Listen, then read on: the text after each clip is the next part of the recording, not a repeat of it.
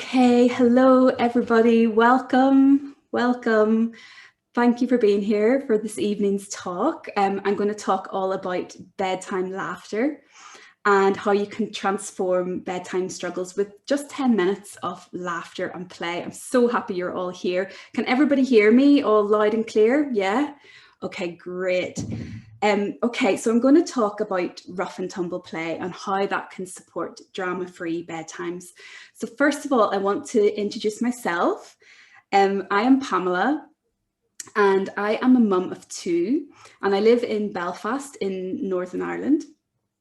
And I have a daughter who is age 9 and I have a son who is aged 5.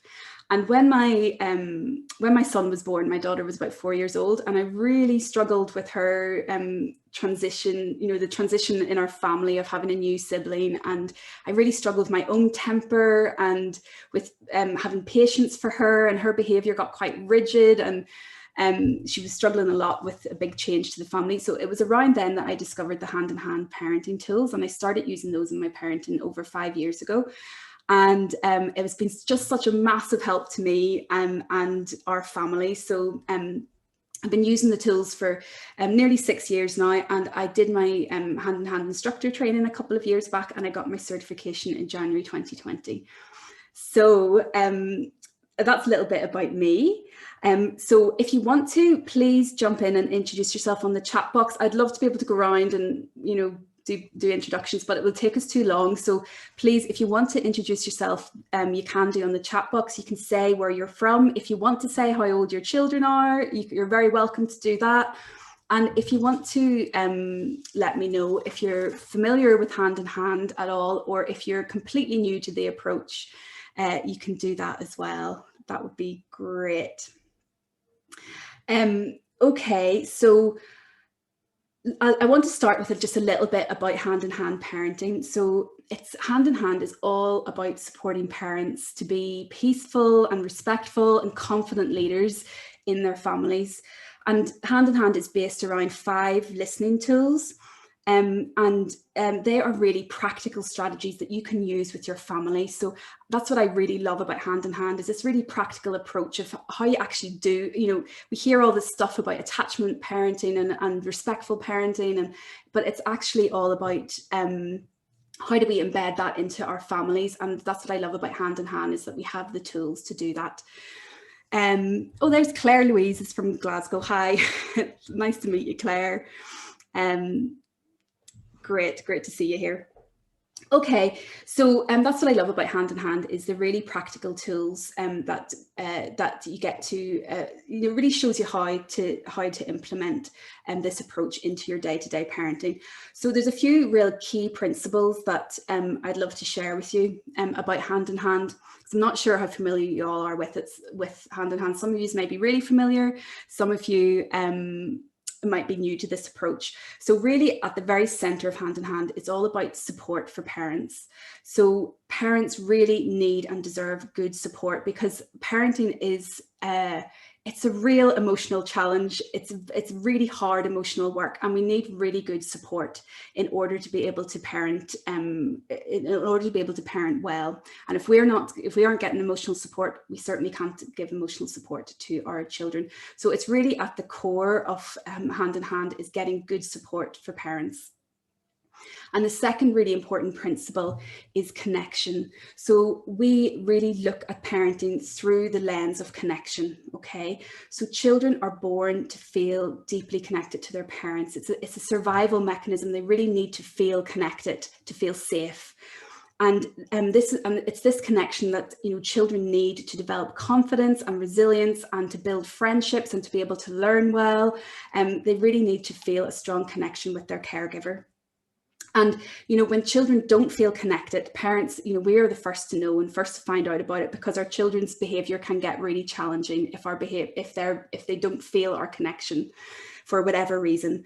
And what we see in hand-in-hand is we don't see good behavior and bad behavior. What we see whenever our children's behavior gets difficult is that they are signaling for connection, and they're signaling that they need help with that. So that's how we see it in hand-in-hand parenting. Oh, hi, Jess. Sorry, I can't read all the comments, but I can see I've got a fellow Northern Ireland person here, so that's really nice. So hi. Okay, so yes, we always look at parenting through this connection lens, and that our children and ourselves, if things are difficult or not going well, it's usually what's missing is connection.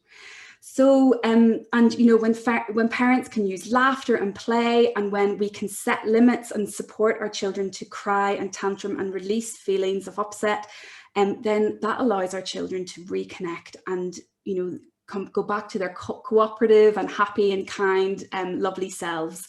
So we can really support them to do that using the 5 listening tools. So these 5 tools are really practical strategies that you can use in your family.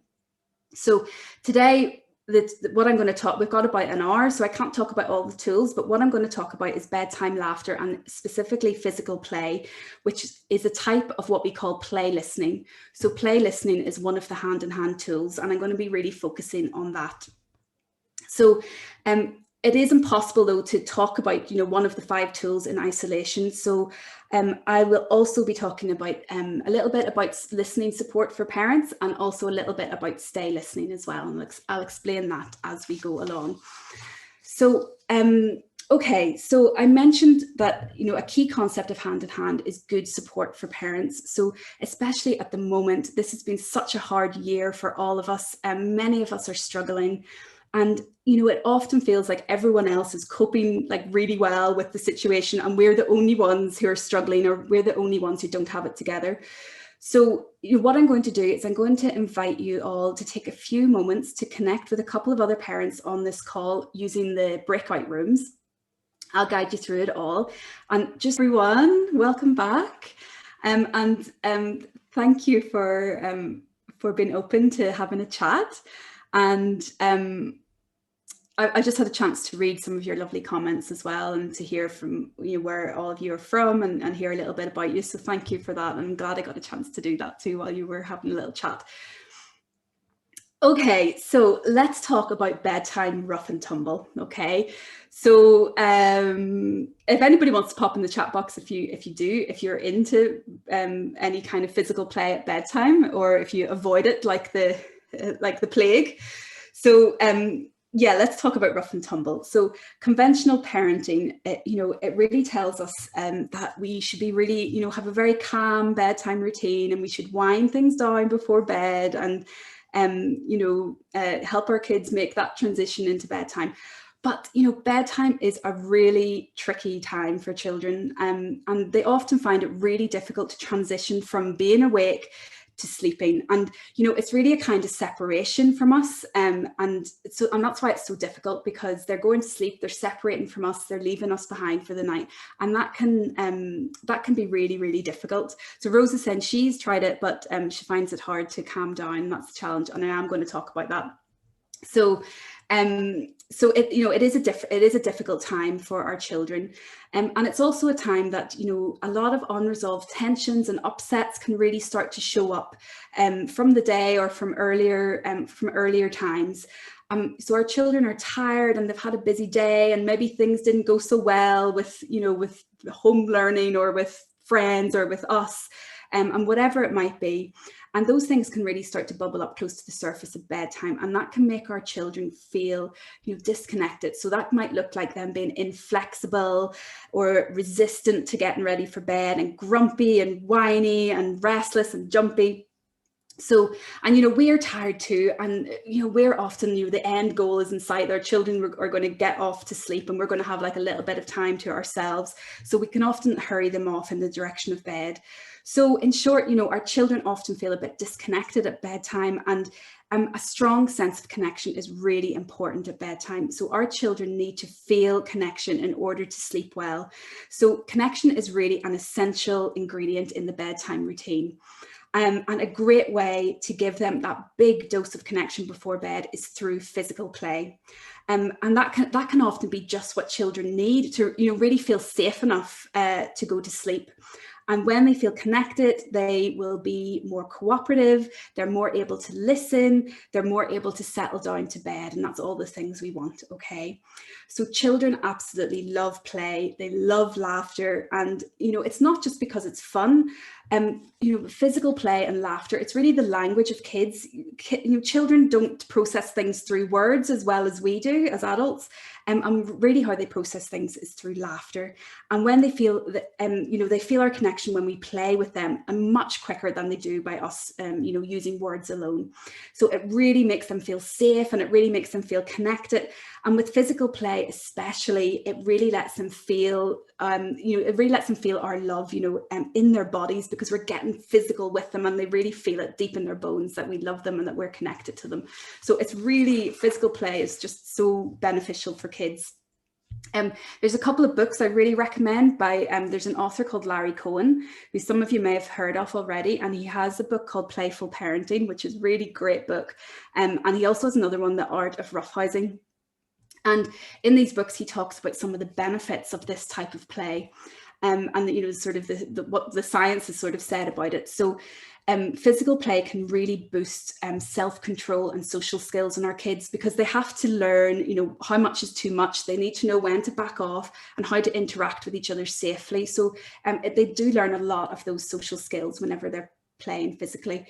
It also stimulates the brain's emotional and language and logic centers. Everything's interacting together whenever they're playing physically. So it really helps them to learn those skills and to use all those parts of their brain together. It really helps them with their problem solving abilities as well, because they have to figure out, they have to use their bodies in different ways to overcome whatever the obstacles might be, or whatever it is you're doing. So it really helps them with problem solving too. Of course, it's great for physical fitness. If you do wrestle with your kids, it's great for our physical fitness as well. You'd be absolutely exhausted by the end of it. And then, of course, it's a really safe outlet for aggression as well. So especially if you have aggressive, if your children can be a little bit aggressive, and that's really common and really normal, this is a really good outlet for them. They can really go for it within safe limits, and we can set up the safe limits, and then that's a really good way to encourage them to get some of that aggression out in a safe way. So, and laughter really helps children process and make sense of their worries and fears. They can really offload a lot of tension and a lot of fear through laughing. And also, those things that show up in off-track behaviours like whining and upsets and defiance, it can really help with those type of behaviours. And the other thing about it is it's really good for us parents as well, because really connecting with our children on that level and hearing them giggle and hearing them laugh, it's really one of life's simple pleasures. And if we can get in that zone and really connect with our children and connect with that joy of parenting again, I think it's nearly impossible. I know it can be really hard to get into that zone, but once you're really in it and committed to playing with your kids in that physical way, it's kind of impossible to think about anything else. Like you're really present with them, and you can really get into that moment, and we feel the connection afterwards, and that can be really helpful for us as well. Okay, so there is a particular way to play that gives your child these regular moments to practice all of these skills that I've talked about. So, and we call it play listening. So it's a particular type of play. There's lots of different ways to play with your children. But play listening is a kind of play that helps our children to release tension and anxiety. And these are the feelings that really drive a child's off-track behaviour. So, and it also helps them to build confidence and resilience, and it really boosts connection. So I'm going to talk mainly about physical, like rough and tumble or roughhousing, that kind of play. So that is one type of play listening, okay? And I'm going to talk about, there's two like real key qualities about play listening, okay, that sets it apart from other kinds of play. So the first one is laughter. So what we're really looking for is we're trying to do things that make our children laugh and giggle. And we want to do that without tickling. Hand in hand, we're not keen about tickling, because it sort of overwhelms children, and it's sort of like an involuntary form of laughter. So what I always try and challenge people to do is really try and find what makes your children laugh and giggle without tickling. You can pretend to tickle them if you want, but don't actually tickle them. But so it's all about tuning in to what actually makes our children laugh and giggle. And you may notice that, say if you're playing a game of chase with your kids and you're chasing them up and down the hallway, and if you sort of turn into this big monster and you're chasing them and they start shrieking and screaming, that means you're probably going a little bit too hard. That can be a little bit scary for kids. So what is really good to do is to tune into that, and you can just back off a little bit. And if you just back off and be a little bit softer, you'll find that the shrieks and the screams often turn back into giggles again. So that's what we're really going for, is the giggles and the laughter.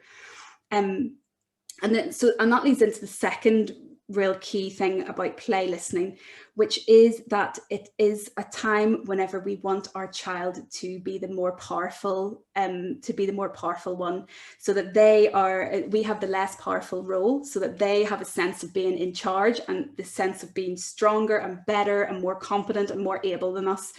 And when we do that, that really does bring out the giggles as well. So in that example of chasing children up and down the hallway and, playing chase with them, if they're shrieking and screaming, it means maybe a little bit too much. And if you back off and then actually give them the upper hand, so instead of being the big scary monster, you're the monster that is really silly and can't quite catch them, and you're bumping into walls and you're falling over and you're trying to get their leg and you just can't get them, and you're getting really annoyed about it. And if you kind of switch it and do it that way, then you'll really notice that the giggles start to come out, and the sillier and less able you are, like, your children will laugh more and more. You'll really notice that with them. So that's what you're really going for. And the reason that this is so powerful for our children is because all day long our children are being told what to do, and they usually aren't in charge. So whenever we give them that maybe 10 minutes of them having the upper hand over us, they absolutely love it. They just love it. And it's okay for you can still go back to the rest of the day whenever you're back in charge and you're the one calling the shots. So it's really good just for that 10 minutes to let them call the shots, and let you be the weaker one and the less competent one. So those are the two real key qualities of play listening. One is noticing the laughter and following the giggles. And the second one is you being the less powerful one. I hope you can understand my accent is powerful, like powerful. Powerful. So you're the less powerful person in the relationship, just for that little bit of playing. And that is the way. Okay, thanks. Mary Jane says I'm easy to understand. Thank you. There's certain words that I say funny. What is she saying? Okay, so those are the two real key things about play listening that set it aside from different types of play. Okay, so just to bring in, then I'm going to talk a little bit more specifically about physical play and bedtime, but I want to just make a little note here now about crying and tears. That whenever you do this kind of play with your children, you will often notice that they will cry more and they'll have more upsets. And when it finishes, when you put the limit and like the time is up and now it's bedtime, there will be tears. And that is, so play listening really increases connection and safety, and it helps children offload sort of light fears and anxieties. And what also happens when you do more play listening is they will cry a little bit more. And this is really normal and really healthy. And it means play listening is doing, what it should be. It's increasing our child's sense of connection. It's increasing trust with you. It's increasing safety. And when children feel connected and safe and trust you, then they're going to express those yucky feelings that are sitting inside there. And they'll use it. They're really smart. They'll use that as a chance to offload some big emotions. And big feelings that they might have been storing up from the day or from earlier times in their lives when things were hard. And with hand in hand, one of our really key principles as well is that crying and tantrums are a normal way for children to offload their upsets. And all we have to do is we need to just stay with them and listen to them warmly, listen to those feelings. And that's what we call stay listening. That's one of our tools. And I can't go into a huge amount more detail on this talk, but I wanted to mention it briefly because, you know, some parents will play with their child, and then whenever it finishes, or at another time during the day, they notice that their child is crying more. They think they've done it wrong, or they think, you know, that they shouldn't do this playing because it's bringing up these feelings in their child. And in fact, if we can just stay and listen to those feelings, then our children can offload them and they can get back to being their cooperative and flexible and happy selves again. So it's a really good thing. Okay, so just to tell you a little bit about my experience with play listening. So when my daughter was a toddler and a young child, before I knew about hand in hand, I did very, very little physical play with her. And, you know, because I was spending a lot of time with her and I was exhausted, and I just felt like I've spent so much time with you. I feel like I've been playing with you all day. I'm not going to launch into some big physical play. I just didn't have it in me. And then I discovered hand in hand, and I read about the benefits of physical play, and I started doing special time, which is another one of the hand in hand tools. And during special time, she wanted a lot of physical play. So that was my first introduction to physical play. And she absolutely loved it. She loved it so much. But then it wasn't until a few years later when I really began to see the benefits of physical play. And what happened was, it was one Christmas time, it was about maybe 3 years ago, and we had a really quiet Christmas. Me and my partner both had 2 weeks off work, and we didn't have much on, and the weather was really rubbish, and we just stayed at home. And we got into this tradition of doing a family wrestle at bedtime every night. And I think we actually did like 10 nights straight of like family wrestles. And the children just loved it so much. And, you know, I noticed loads of things as a result of doing those 10 days of family wrestling. And, you know, before we did it, like my daughter would be very, she can still be quite rigid, especially with things that like bedtime. So bedtime wasn't going well. She was still struggling with her younger brother. You know, she would often get jealous of him and fight with him. And she would often say, you know, that she didn't like her brother, and she didn't, you know, why did you have another sibling, and, you know, all of this. So that was quite tricky for us. We did our 10 days of family wrestling, and I started to really notice a huge difference in both of them, but particularly in my daughter. So first of all, we all felt so much closer as a family unit. We felt really connected the rest of the time. We were really enjoying our family wrestles. And there was more crying. There was a lot more crying from both of the children over these 10 days. But as a result of that, my daughter really started getting on so much better with her little brother. They were playing together for like really long stretches. And I was actually going into the room and checking on them, going, what is going on here? They're getting on so well. And crucially, bedtime started going so much better. So my daughter was more relaxed, and she was happy to say goodnight and go to sleep without sort of clinging on to me. And, you know, yeah, bedtimes just became so much easier. So, you know, that's when I really saw the value of doing physical play before bedtime and how much it was helping my daughter.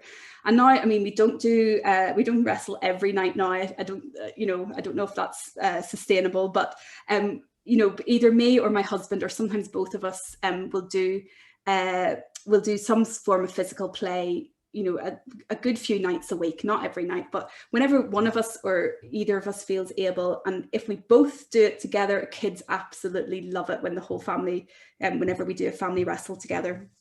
And I'll share some of the games that, it's not always wrestling either. I'll share with you some of the games that we have come up with later. But, you know, you will develop, and you maybe already have developed, your own family traditions around this. And, you know, different children respond differently to different games as well. So it's really good just to follow their lead. And they are infinitely more creative than us, I find, on what they want to play. They're a lot more creative. So it's really good to follow their lead and come up with your own lovely games and traditions that they really, really love. Okay, so let's talk about rough and tumble right before bed. So as I said, it's such a great way to connect before bed, or, you know, you can do it at any time during the day. But and I think it's especially useful at the moment with the quarantine and with different, I don't know what everybody's situation is in different parts of the world, but we're in quite a strict lockdown at the minute and have been for, you know, almost a year now. And it really, you know, it diffuses energy and releases a lot of tension. And I think it's really good for children and parents that you're really using your body and you're really like fighting back. And like, I've really enjoyed it as much as the kids have. Okay, so so rough and tumble before bed, it doesn't always have to be wrestling. It can be any kind of physical play. And what I would say is to go for loads of physical body contact. Like kids just love to really feel like as much body contact as they possibly can. They love jumping on your back and get that full body contact. So that can be anything like piggyback races or bucking broncos, or it can be pillow fights or sock fights. Pillow fights, always go for, make sure you have a roll to always hit below the neck, because it can be sore if you get hit on the head. So some of our favorite games that we have, I've got 7 for you. That I'm going to share. So the first one is the old-fashioned wrestle, and what we do is we have an old like mattress topper thing that came from an old mattress. It's like a layer of like memory foam stuff, and we put that down on the floor. But you could equally use like a spare. It's better being on the floor, but you could do it on the bed. You could have a mattress on the floor. You could even use the sofa cushions or a couple of quilts down on the ground with all the pillows on top, something like that. And that's your like wrestling arena. And then you just, have a good old fashioned wrestle. We always do trying to push each other off the sort of square mattress. So you get pushed off and then you have to tag back in or whatever. But you can come up with your own rules. Like some people, it's like to get you off your feet or to pin your shoulders on the ground, whatever it might be. So that's, and we do have rules around it. We set that out beforehand. There's no kicking and no biting. And we also have a safe word in our house. It's jelly bean. So if anybody shouts jelly bean, then like you have to stop straight away. And it's good to practice that. It's such good self-control for kids, to practice that. Having to stop whenever, if they hurt somebody or if somebody's not enjoying themselves, that everybody, as soon as jelly bean is said, everybody completely backs off and checks in on the other person. So, and what I do is I set the timer, and I rarely set it for more than 10 minutes. If it's like a really good day, I might do 15 or 20 minutes, because 10 minutes is about all I can handle. And the kids are used to it. And like, if I know I only have to commit to 10 minutes and this wrestling isn't going to continue indefinitely throughout the evening, it's really good just to put that boundary on it so it's more for ourselves. It's more of like a get out clause that once the timer goes, we're done. You've done your bit, pat yourself on the back. You're a great parent, and that then you can finish. So so that's how we do our wrestling. Other games that we play, another one we play, we call it like duck and jump. So the kids are on the mattress and I have a pillow and they're both standing there, and you can play it with one child or more than that. And I say duck, and they have to duck, and I swing the pillow over their head. And then I say jump, and I swing the pillow down low, and they have to jump over it.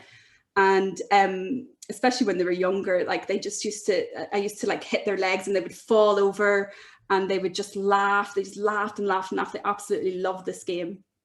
So that's a real favorite in our house. Another one we play is called popcorn. And with that one, what we do is they're standing on the bed on a quilt. And this works better for younger kids as well. My 9-year-old daughter is a bit too heavy for this one now, but when they were younger, they really loved it. So they're standing on the duvet, and I just shout popcorn, and then I start pulling, like I kind of just start jerking the duvet or the quilt from underneath their feet, and then they just fall over. And then you can give them big cuddles or whatever when they fall over, and there's lots and lots of laughter. They absolutely love that. Another one I'd play is called steamroller, where I lie on the bed, and instead of lying in the bed the way you'd sleep, you lie the other way, against the headboard, and then I roll down, like you're doing a roly-poly on the grass. So I roll down the mattress one way, and the kids have to jump over me. And then I roll back the other way, and they have to jump back over me, and I keep rolling backwards and forwards up and down the bed. And they just, you kind of, they fall over you, and when they fall over, you kind of give them a snuggle and all of that. So that's another really great one that they enjoy. And then there's roly-poly guacamole, which comes from Patty Whitfler. She suggests this one often. And that's where you're lying on the bed or on a mattress on the floor, and your kids are across they're sitting on top of you, astride you. And what you do is you roll over one way with them, you go roly-poly, and then you roll all the way over and go guacamole. And obviously you don't squash them, you make sure you don't squeeze them. But my daughter, when we started doing physical play, that's all she wanted to do. And we literally did that for like 3 months solid. It's the only thing she wanted to play. So I think she just loved the head movement of sort of going backwards and forwards. So, and then the next one they love is bucking broncos. So that's just when you're on your all fours, child is on your back, and you try and get them off, and you can time it for a minute, or you can just keep going until they fall off. And that's a great one if you've got more than one kid, because they can take it in turns. So and they have to learn to wait their turn, you know, for the next time. And there's often a lot of upset with that one because they don't want their turn to be over and they have to wait. And that's okay, you know, it's okay to have that upset. And I noticed after that one that my daughter became a lot, whenever we were playing puzzles and games, you know, like board games, that she was much more able to take her turn and you know, get that she couldn't always win. So I find that's a really good one for that. And then the final one we called Starfish Scissor Legs, and I love this one whenever I'm really tired and I'll just lie on the bed. So I get to lie on my back and I just like kind of swing my legs in the air and they run up and down the end of the bed and I kind of have to grab them with my scissor legs and grab them with my arms, and then I grab them and I just give them a big cuddle like that. So that's another one that they really enjoy, and a nice one for you being able to chill out a little bit more. So those are some of my game suggestions. I might pop them in the chat box for you so you can copy them down. And you know, but what the really important thing is to really tune into what makes your kids laugh the most, and just to let them take the lead, and whenever you can, give them the upper hand, and be a bit incompetent with the whole thing and lighthearted, and bring all your energy and enthusiasm to it as well. But it's okay as well when you're wrestling things to match your child's kind of strength, and you know, let them win, but make them fight for it. You know, make them really fight for it, but know when to back off so that they feel their strength and they feel strong. So you know, and be really affectionate and make warm eye contact, and you know, all of that. So let's see now, what else? Yeah, no, that's all I'm going to say about that, I think, at the minute. Hopefully that'll give you lots of ideas and lots of enthusiasm to try these things out. But what I'll say is that this all comes with a few caveats, okay? So before you jump in there and like start all this physical play and wrestling before bed, what I would say is that if you haven't done a lot of physical play with your kids, if you jump in right before bed, you know, if you usually have lights out at like 8:30 or whatever, if you jump in at 8:10 or 8 o'clock and start doing physical play, your kids that aren't used to a lot of physical play, the energy levels ramp up and the excitement levels ramp up like really high, really quickly. And it can take a while for that to come back down again, but it will come back down again. But what I would say is if you're starting just to try this out, I would really encourage you, especially if you've got quite excitable kids, to maybe try it out in the middle of the day, first of all. If you can, try it out for longer than 10 minutes. I've got it down to 10 minutes now because my children know they can rely on physical play. They know they're going to get it, you know, quite regularly. And they're used to kind of switching it on and off. So that didn't happen overnight. So what I would say is maybe try it out in the middle of the day, whenever you're feeling well resourced, whenever you're ready to listen to some tears, if that happens, which it probably will. And maybe if you can do 20 minutes, 30 minutes, something like that. And if you can start to do that, see how your kids react and see how they are afterwards. You know, we're not trying to avoid the tears. It's fine for it to end, and it's fine for them to not be happy about that. You can just listen to that upset, and you can reassure them that you'll play again soon, but for tonight it's over. And what you can also do, if you decide to try it at bedtime, what you can do is give yourself loads of time. So maybe if you know, give yourself an hour and a half before your normal bedtime. Do your play for as long as you can, maybe 20 minutes, 30 minutes if you can at the beginning. And then there is this natural arc that children will, the excitement levels will go up, and then they will start to come back down again. And what I sometimes do with the kids is I'll do our wrestling earlier in the evening, and then they tend to get on like really well after that, or be very, if you've only got one child, they can be quite contented to run around on their own a little while after that. And so I build in enough time that they can just run around the house. Often they end up like stripping off all their clothes and they're streaking up and down the hall, like screaming and shouting together. And they'll burn themselves out eventually. And I can go off and, get bedtime jammies and things organized and whatever needs to be done, while they just let off a little bit of steam. And they do come back to ground eventually. Sometimes I have to set that limit and say, okay, now it's bedtime. And if you can make that fun, I say, right, come on, I'm the sergeant major, follow me into the bathroom, and like stamp my feet and do a silly dance into the bathroom, you know, to keep it lighthearted and fun and that kind of thing. But, you know, if you do need to set that limit and end bedtime, that's okay. And if they're upset, you know, that's okay, as long as you've built in enough time that you're able to do that. So what I would say as well is just to be warned that once you start doing this, your children, oh, hello, there's a little boy there, hello. You know, once you start doing this, you know, your children are going to want this like every night. They just love it. You know, my kids just beg me for, you know, wrestling. It's their favorite thing. So if you do start it, you're going to have to continue it. That's the difficult thing. But, you know, you really start to see the results of it. And, you know, I just keep telling myself it's only 10 minutes of my time, and I can do my best to invest that. So the other thing I would say as well, that if you're listening to this going, oh my God, like this is playing with my kids is my worst nightmare, I absolutely hate it, that is okay. I can see some people smiling. So if you're one of those, you're like, this lady is crazy. She is, you know, talking about all this physical play and she seems to enjoy it. It wasn't always that way for me. And I know that many parents really struggle with physical play and with any kind of play with their kids. So you're not alone with that. That's a really normal feeling amongst parents. And, you know, there's a whole lot of reasons for that. So sometimes, you know, it depended on how it was for us often as children. So sometimes we were never played with as children with adults, that we didn't have any play. It was really, really common.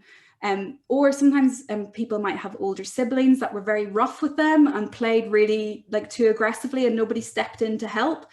So, you know, there can be all these different feelings attached to play. And also some parents, if you have a history of trauma in your background, if you have something like PTSD, it can actually be triggered by if your child, you know, jumps on your back suddenly, or if they hit you really hard with a pillow, you can get actually quite panicked, and it can be quite frightening for you. So these are all like really, you know, normal things. And what I would say about that is, I mean, it's okay to have limits around your play. If you need to end it, that's okay. If you really can't have your kids jumping up on you or hitting you in the head, you can set a limit around that and explain to them, and they will learn, and they really learn the rules, and they learn that self-control very quickly about what's acceptable, what's too much and what's not. So you know, kids get really good at that. And when I play with kids of friends or family, I don't realize, I always get really hurt because I jump in as though it's my own children, and my children have learned really well, like how much strength is okay and what's, you know, you can't bite, you can't hit. I dive in with other people's kids and like they haven't learned they haven't learned those same boundaries as our family. So, you know, your kids can learn to play in a way that is acceptable to you. But what I would say about that as well is that what can really help with that is the listening partnership tool.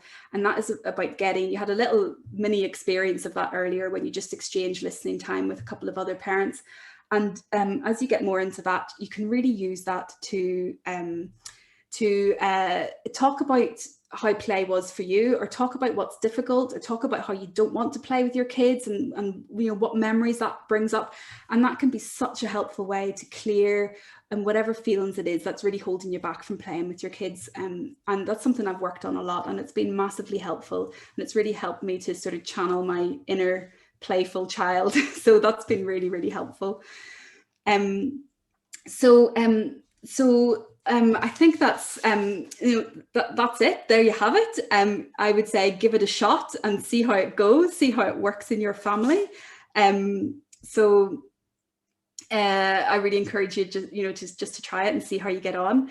So I've got a few minutes now for questions. So if anybody, you can either if you've got any particular question, you could pop it in the chat box, Or alternatively, I mean, you can unmute yourself in a minute and ask a question if you want to. That's fine. What I did want to tell you just really quickly is that there's lots and lots of resources on the Hand in Hand website to help you along the way.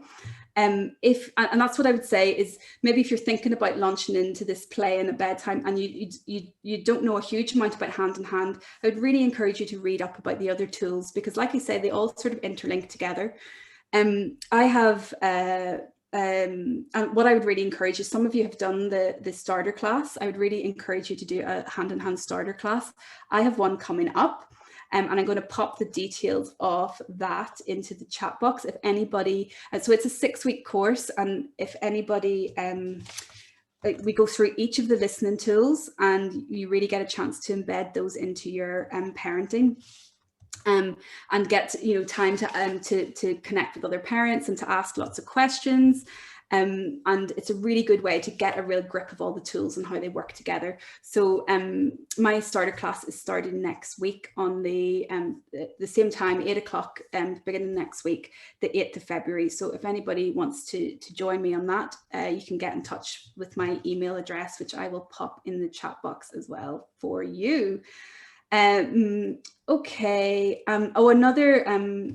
Another thing I would say to you is, if you have done the starter class already, hold on, there's my email address.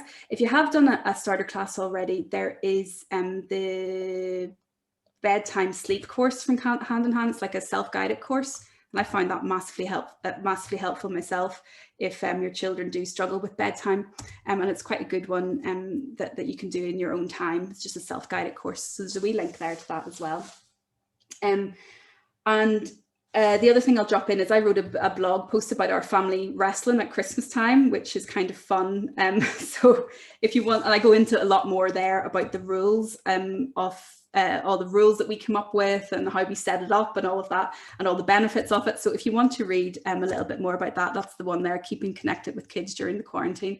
And that's on the Hand in Hand website. So it's just something you can read there. So does anybody have, oh, here's a question. Let me see. Here's a question. How often, so Sarah, hiya Sarah, you're asking how often would you recommend physical play before bed? I'm sure my girls would want it every evening. Yeah, that's one of my warnings. If you start this, they're going to want it every evening. So I would only start it if you're like feeling well resourced to do it. But I mean, you don't have to do it every evening. I don't do it every evening. I mean, whenever I saw so if you're familiar with Hand in Hand, we talk about emotional projects. If you've got like an emotional project around bedtime, so say if your child if you're having particularly hard bedtimes and you really want to try and figure it out, if you're feeling well resourced enough, it's a really good thing. Like I did, we ended up doing like 10 nights straight of like family wrestling. Now that was kind of by accident. I didn't really plan that, but that's when I started to really notice a big change. So if you can commit to doing, if you can commit to, a certain amount of time that you'll do it every night for a little while, then I think that then your children will understand. You'll be able to do it less frequently, and your kids will understand that you're not going to do it every night. But to really get you off to a good start, it would be really good to do it every night. And of course, I mean, I think it's always really important to tune in to how you're feeling on the night, and don't force yourself to do it if you don't feel like you can, and just do it when you can. So I think that the last thing I want as well is to sort of bring in these sort of shoulds about, you should be doing this every night, and you just give yourself something else to feel bad about, because we have so much guilt as parents as well. So I don't want anybody I don't want this to be another thing on the list that that you feel like you should be doing and you're not. The way I see it is that anytime you play with your kids before bed, it's a really big bonus. It's a really good thing, and just be really proud of yourself and really happy that you have done it. So I would just say, do it as often as you can, as often as you feel resourced to do, and don't feel bad about it if you don't want to do it. I go for stretches of like I can go for stretches of weeks and weeks where I just don't want to play with my kids at all, and I don't, and then I get more resourced, and then I feel like I can, and then I'll jump back in, and then I'll do lots of wrestling. Kids, they get it. They understand that things change, and sometimes you're well resourced and sometimes you're not. So I think you know, just do it when you can, and anytime you do, it's a real bonus, and your kids will really thank you for it. So I hope that answers that question. Does anybody have, oh, the link seems to be, what, Rose, is that the link for the one you put there? It was coming up with Parenting Club, but it wasn't coming up. You said it was a particular starter course. Oh, right. Okay. See up here, the one that says, see a wee bit further up, the Parenting 3 Hard Times 6-week starter class. Have you tried that one? Ah, right. Okay, so it's a 6-week one. Okay, thank you. So that's the course that I'm running starting next week. On the events page, you'll see other courses as well. And the one down below, well, maybe that was actually, no, sorry, that was the Parent Club, which you can read about as well, which is where you get support from hand-in-hand instructors in a Facebook group, which is a really helpful resource as well.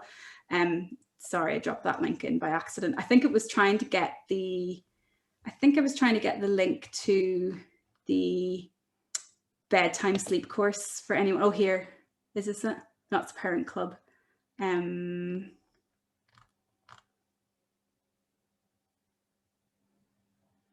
Oh, here, this is the bedtime sleep one, just in case anybody wants it.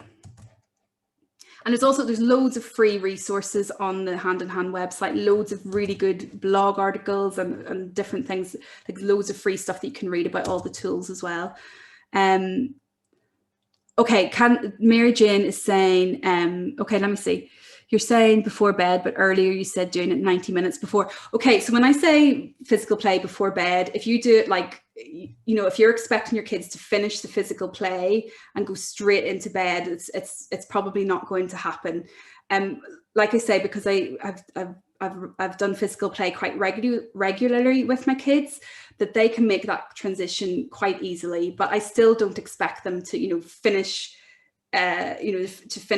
physical play and go straight to sleep, you know. So we've finished physical play, we go in and get our teeth brushed, then we jump into bed and have a story and a cuddle, and then that's it. So there's about probably half an hour between us finishing physical play and them getting, you know, half an hour, 40 minutes by the time they've had their story and got settled and lights out and all of that sort of thing. So it's part of our bedtime routine, but it's not immediately before bedtime, because that's never going to work.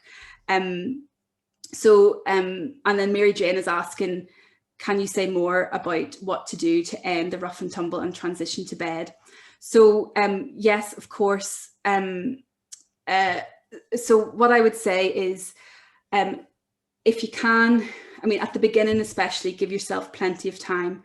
Whenever, and that's what I really like about the timer, that you can decide how long you want to do the physical play for. And then when the timer finishes, what I always do is I say, oh, thank you, that was so much fun. You know, playtime's finished, and I give them a big cuddle and we'll do it again soon. And the thing to remember is it's okay if your children are upset. They love playing with you, and they probably will be upset whenever you end it. And that's okay. All you need to do is listen into their upset. You can empathize with them and say, yeah, it's hard when playtime finishes and now it's bedtime. And if you build in that little bit of time to listen as well, to expect some kind of upset, and to really be able to listen to whatever upset comes up, that, you know, and your children may have a little bit of a backlog. If that's something you haven't been doing regularly, you know, listening to upsets as they come up, they could have a little bit of a backlog, and they might have a big cry, and you're sort of going, oh my goodness, what have I done? But, you know, you can just listen for as long as you can. And if you can't listen anymore, you can say, look, I can't listen to this anymore. You can distract them. You can do whatever you need to do to get them out of that, and get them into bed. But rest assured, as you do start to do this more regularly, and as you listen to feelings a bit more regularly, they'll clear out that backlog. And after they have a cry, they will be able to transition to sleep more easily. They'll be able to, they'll be more flexible. They'll be more willing to get ready for bed. So, but whenever you transition to using these tools, if you've never used them before, then there can be a lot of crying and there can be upset, and, you know, you need to give yourself plenty of time to do that. And that's why I'd really recommend reading about the other tools as well and how they sort of interlink. And also, you know, if you feel that it'd be helpful of signing up and doing some of the courses, because that can really help you embed these tools, and you get that support and guidance going through. If you're starting to introduce these changes into your family, you can really get good support to do that as well. So does that answer your question? I'm happy to speak more about it. Let me know if you need any more clarification on that. Okay, great. And then Jenna, play ideas for girly girls who don't like physical play, or kids with sensory issues who don't like physical play. Okay, so what I would say about that, okay, thanks, Aswathi. If anybody needs to go, that's absolutely fine. I know we're a few minutes over, but we'll be finishing up after this question, I think. So for girly girls who don't like physical play, what I would say is, I mean, that's the great thing about play listening, is that if you remember those two key things, is following the giggles and the laughter. And you can start that by just noticing throughout the day the types of things that make her laugh and giggle, and follow that. It doesn't necessarily have to be physical at the beginning. And you being the less powerful one. So if you take on that role of the more silly you are and the more incompetent you are, that will really get the giggles going. So maybe even just taking a little bit of time to notice what makes her laugh and giggle. And you know, that can be, you know, and the thing is that you don't have to be really complicated with the games. You can just stick to the really simple, you know, playing chase and hide and seek and those types of games. If she likes any of those ones, you can just keep it really simple. But you can just try on being like, instead of really chasing hard after her, just like sort of backing off a little bit and bumping into walls and not being able to find her and falling over, and trying to bring in that little bit of silliness. And I find that if you follow your child's lead, she'll come up with different games herself. It might take her a little while to trust that you know, if you don't do a lot of that kind of play, it might take her a little while to trust and to realize that she can play physically.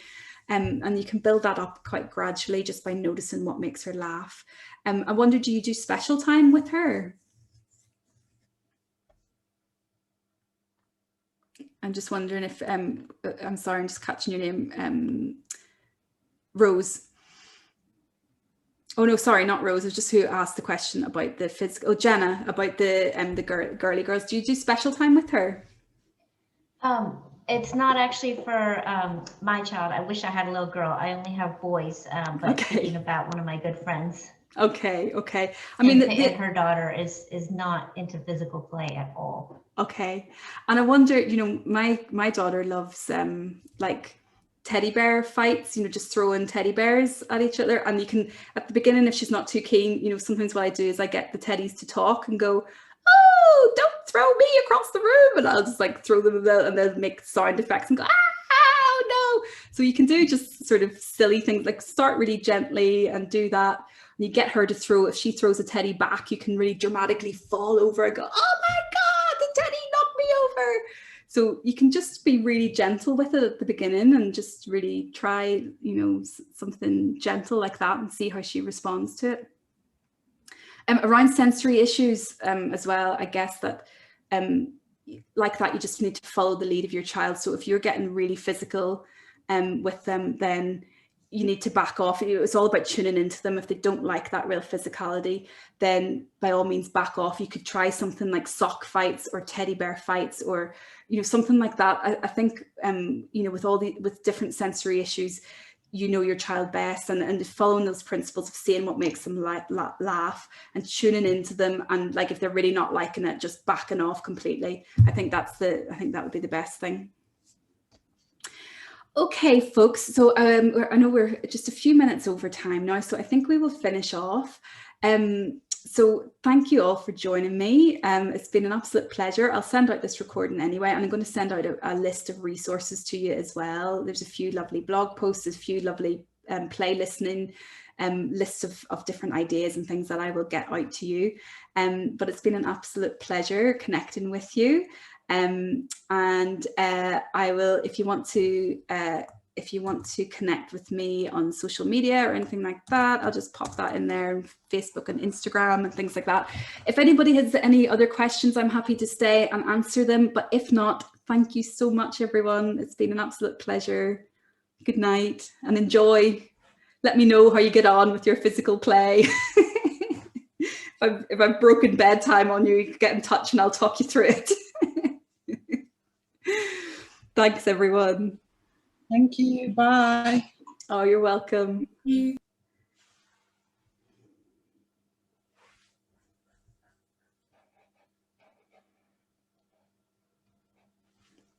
Bye. Thanks, everyone.